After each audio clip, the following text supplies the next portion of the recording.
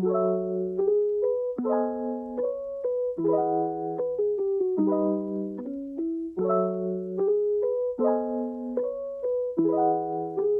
was something discovered fairly recently.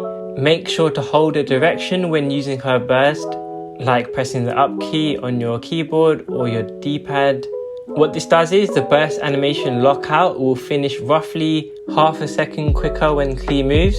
If you ever notice that Klee is frozen for a bit after using your burst, it's probably because you didn't do this. Personally, when I play the game, I usually always press forward or some direction, so it's pretty natural for me to do this. This isn't a tip that you'd use in gameplay a lot, but it's fun to practice this. It's a secret technique that we call dodoco strike, and I might get in trouble for sharing this with you guys.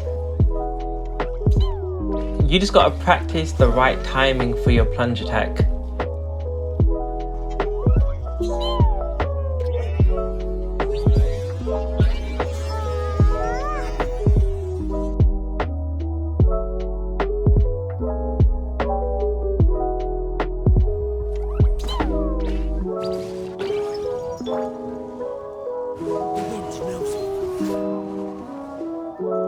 But you can use your skill and then switch to Klee, and it will actually pull back jumpy dumpty, and then you can easily group up the mines after as well.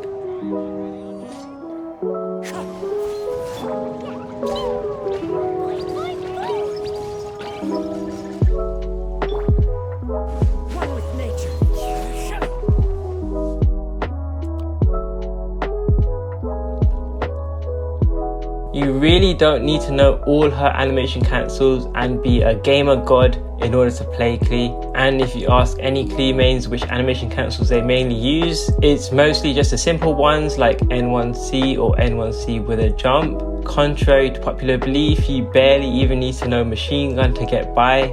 That really is very niche. And something like N2C can be important for juggling or keeping enemies stun locked, but you can learn that eventually. It's not a priority at all.